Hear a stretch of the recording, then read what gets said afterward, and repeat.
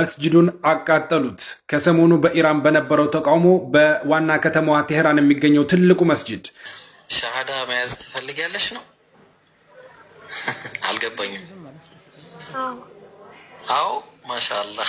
አለይኩም ወራህመቱላሂ ወበረካቱ። ያላ ሰላም ጤና እዝነት በረከት በያላችሁበት የዓለም ጥግ ድረስ ከተማዋ ቴህራን የሚገኘው ትልቁ መስጂዱን አቃጠሉት። ከሰሞኑ በኢራን በነበረው ተቃውሞ በዋና ከተማዋ ቴህራን የሚገኘው ትልቁ መስጂድ አልረሱል መስጂድ የሃይማኖት መምህራቸው አያቱላህ ካሚሊ ብዙ ጊዜ መልእክት የሚሰጡበት መስጂድ ነውና ተቃዋሚዎች አንድደውታል። ይህ ብቻ አይደለም። በኢራን ታሪክ ትልቅ ቦታ ያለው ቃሲም ሱሌይማኒ ይህ ሐውልቱን አፈረሱት። ይህ ሰው ማለት ነው የሳህ ቤተሰብን የንጉሳን ቤተሰብ በመደምሰስ የአሁን ያለውን የኢስላሚክ ሪፐብሊክ ኦፍ ኢራን እንድትመሰረት ትልቅ አስተዋጽኦ የነበረው ይህ ትልቅ ጀነራላቸውና ይህ ብቻ አይደለም። በኢራንና በኢራቅ ጦርነት በነበረው ወቅት ማለት ነው ኢስላሚክ ሪፐብሊክ ኦፍ ኢራንን በመምራት ድል ያስገኘላቸው ቃሲም ሱሌይማኒ ሐውልቱን በምትመለከቱት መልኩ እንግዲህ አቃጥለውታል። ስለ መስጂዱ ስናወራ አሁን ባለው በተቃውሞ ብቻ ማለት ነው ከ30 በላይ የሚሆኑ መስጂዶች እንግዲህ መቃጠላቸው ተሰምቷል ማለት ነው።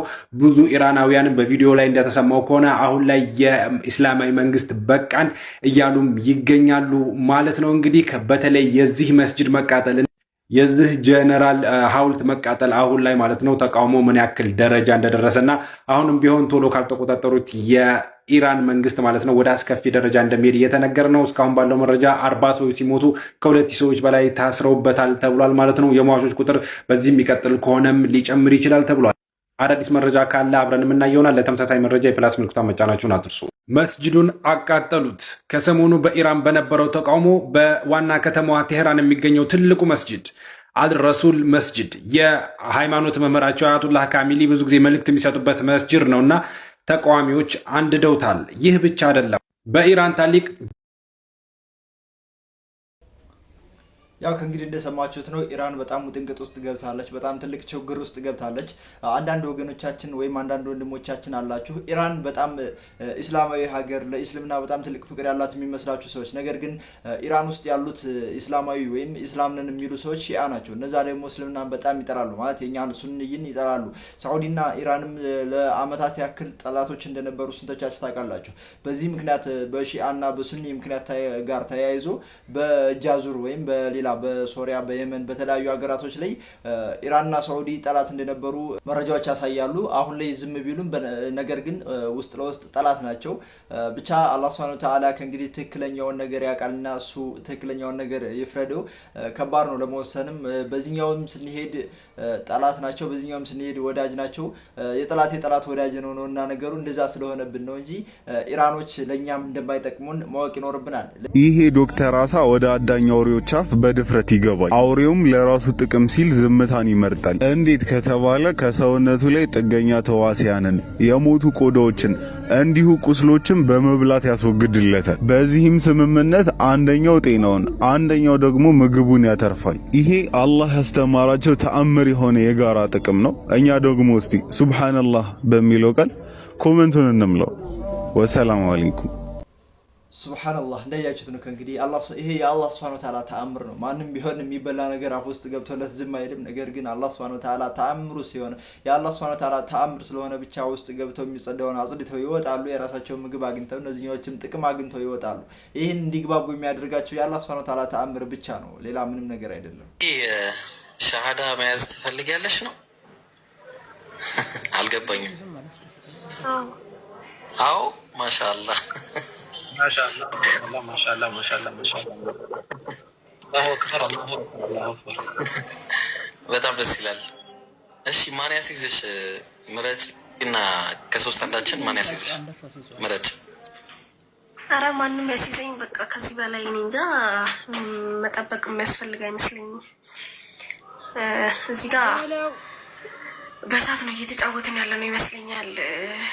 የህይወት ጉዳይ ነው፣ የህይወትና የሞት ጉዳይ ነው፣ የዘላለም ህይወት ጉዳይ ነው።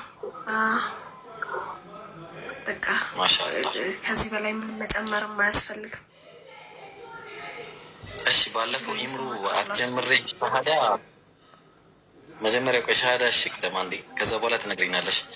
የኢምሩ ባለፈው አምልጦህ ነበርና ያንን እስቲ ልካስ ዛሬ ቀጥል አሲዛት ጀዛከላህ ሀቢቢ አላሁ አክበር። በጣም ደስ የሚል ዜና ነው።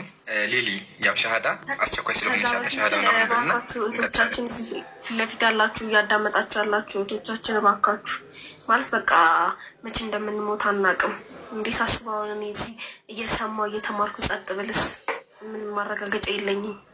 እና ቅድም እዛ እንትና ቤት ማሂር ቤት ኡስታዝ ጀማል እያስረዱ ነበረ። የፈለገ ብታምኑ ሻሃዳ ካላያዛችሁ እንደ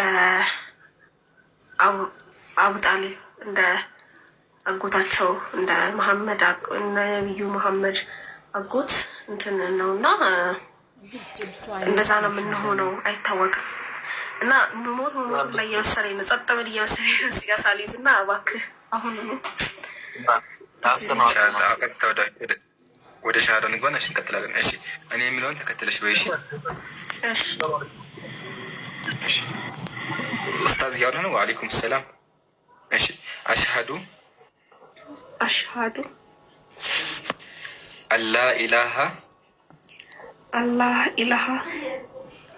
ኢላላህ ወአሽሃዱ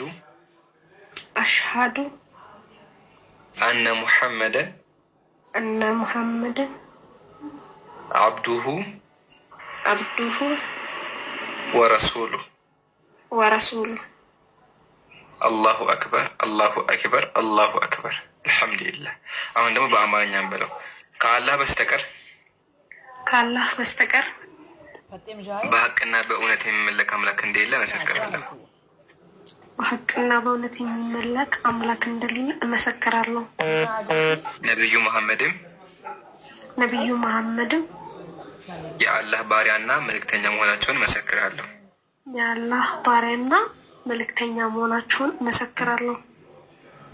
አላሁ አክበር አልሐምዱሊላህ። ለዓለማቱ ጌታ ምስጋና ይገባው።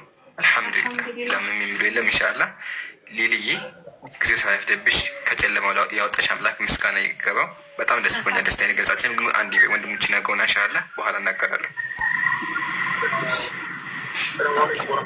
ከዛ በፊት ኡስታዝ ሙአዝ ወአለይኩም ሰላም ወራህመቱላህ። ኡስታዝ ሙአዝ በአንድ ጊዜ ታወራለህ። እሺ ላውራ አይደለም እዚህ ጋር ያሉት እንዳለ ለሷ ሻሃዳ የምንጠብቃቸው ናቸው ሁሉም ከጂጂ በቀር። ጂጂ ደግሞ ብዙ ሹብሃ አለብኝ ብላለች። እሷ ትማራለች። ሀኒም ተጋባዥ እንግዳ ነች። ሰላምም ሄሉም እዛ ጋር ሄለንም ሊሊም አሁን ተጋባዥ እንግዳ ነበረች። በአላህ ፍቃድ ሰልማለች። አልሐምዱሊላህ ትምህርት ላይ ነን። ኢንሻአላህ ኡስታዝ ሙአዝ ብቻ ለአንተ እንፍቀድና የምትለውን በለንና ወደ ትምህርቱ እንገባለን። ይባላል። ሊሊዬ እንኳን አላህ ስለምናመጣሽ አላህ ያስማሽ። በጣም ደስ ብሎኛል። ከዛሬ ካለፈ አንተ ጀለቢያ ትጀምራለህ፣ እኔም ወደ ጋዜጠኝነት ሄዳለሁ። እስልምናን እየተቀበሉ ነው ብዙ እህቶቻችን ወንድሞቻችን፣ እኛ ጋር ብቻ ሳይሆን በዓለም ዙሪያ ነው የተለያዩ ቦታዎች ላይ እስልምናን እየተቀበሉ ነው። አላህ Subhanahu Wa Ta'ala ደግሞ የነዚህን ወጣቶች እነዚህን ወንድሞቻችንን ልፋት አይቶ ተቀብሏቸው ከእንግዲህ ብዙዎቻቸው ወደ እውነተኛ መንገድ እየመጡ ነው። ማሻአላህ። አላህ ጧቱን በቁርአን የጀመረ ሰው ቀኑ ሙሉ በረካ ነው የሚሰፍንበት። ይሄ ሰው እኩል ብትኖርም ከሰው ልጅ ጋር እድሜ እኩል ቢሆንም ያንተ ግን በረካ አለ። እድሜ ላይም ምትበላውም ላይ ምትጠጣውም ላይ ገንዘብህ ላይ ሁሉም ነገር ላይ ነው በረካ የሚገባው። ቁርአን ህይወቱ ያረገ ሰው ወላሂ ሳይሰራ ራሱ ሰው ብዙ ሳይለፋ ያገኛል። የቁርአን ሰዎች ካያችሁ ለሁም ሃይባ አላቸው። ከሌላ ሰው ይለያሉ፣ ከማንም ሰው ይለያል። የቁርአን ሰው ቁርአን ህይወት ያረገ ሰው ከሌላ ሰው ፊቱ ራሱ ይለያል። ሃይባም አለው። ይሄ ሰው ሲኖር በበረካ ነው የሚኖረው። ይሄ ሰው አንድ ሰው ጧት ይወጥና ሲሰራ ማታ ሲመለስ 500 ብር ይዞ ይመጣል የቀን ስራ። አንዳንዱ ደግሞ ጧት 2 ሰዓት ወጥቶ 5 ሰዓት ሳይደርስ ተመልሶ 1000 ብር ይዞ ይመጣል። ይሄ ፈድሉላህ ዩቲህ መየሻ ነው። ሰው በለፋው ልክ ያገኛል አይደለም፣ ግን አላህ መስመሩን ሲያሳየ ነው። ምክንያቱም ለምን ካላችሁ አላህን ብሎ አንድ ሰው በአላህ መንገድ ላይ እየኖረ አላህ ርዝቁን ከሱ አይነጥለው። ይሄ ነው በጭራሽ። ለነዛ ለካዱ ለከፈሩ ከአላህ መንገድ ላፈነገጡ ህዝቦች አላህ እየመገበ እያጠጣ እያበላ እሱን ብሎ ለሱ የሚሰባሰቡትን አላህም ብሎ ቁርአንን ይዞ የሚኖሩትን አላህ የሚጥል ጌታ አይደለም። ይሄም በደንብ ልናስብ ይገባል። ይሄ ተወኩል እኛ ውስጥ ሊኖር ይገባል። ግን ቁርአንን ጥፍጥናውን ለማወቅ ረጅም ጊዜ ይፈልጋል። አብሮ መኖርን ይፈልጋል። አብሮ ማደርን ይፈልጋል። ማታ ልተኛ ስትል ጧት ስትነሳ ቀንህን በዚህ ከጀመርክ ወላሂ የበራ ሆኖ ነው የምታገኙት። ስለዚህ ፈልነህያ መዐል ቁርአን ስንኖር ከቁርአን ጋር መሆን አለበት ህይወታችን። ሰውም ሲሞትም ከቁርአን ጋር ሲሆን ነው። በቅርብ የሞቱት ሙአዚን መስጂድ ነበዊ መዲና ላይ ኢማም አዛን ሲያወጡ የነበሩት እድሜያቸው ከ14 ዓመት ጀምሮ ነው አዛን ሲያወጡ የከረሙት። በቅርብ ነው የመጡት። ከሁለት ቀን በፊት ሲሞቱ አዛን እያሉ ነው የሞቱት። አዛን እያሉ ሞቱ። ተቀርጾ ቪዲዮ ራሱ ተለቆ መን ዓሸ መዐ ሸይኢ ማተ ዐለይሂ ከአንድ ነገር ጋር የኖረ ሰው ከዛው ጋር ነው የሚሞተው ይላሉ።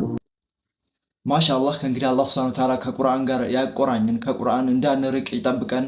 ብዙዎቻችን ከቁርአን እየተዘናጋን ምንም አያሳናንብ የምናመሽበት ሰዓት የምናነጋበት ሰዓት አለና አላህ ሱብሓነሁ ወተዓላ ከዚህ ነገር ይጠብቀን፣ ወደ ቁርአን የሚያስጠጋን፣ ወደ ቁርአን የሚያቀርበን፣ የቁርአን ፍቅራችንን የሚጨምርልን። የዛሬ ቪዲዮአችን ይመስል ነበር። በቀጣይ ቪዲዮ እስከምንገናኝ ድረስ ወሰላሙ አለይኩም ወራህመቱላሂ ወበረካቱ።